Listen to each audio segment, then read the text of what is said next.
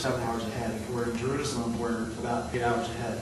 And I've tried to, partially because I want to make my bosses send me again, I've tried to give them as much content. And that means not just writing an article, it means writing an article as soon as you have news for the website.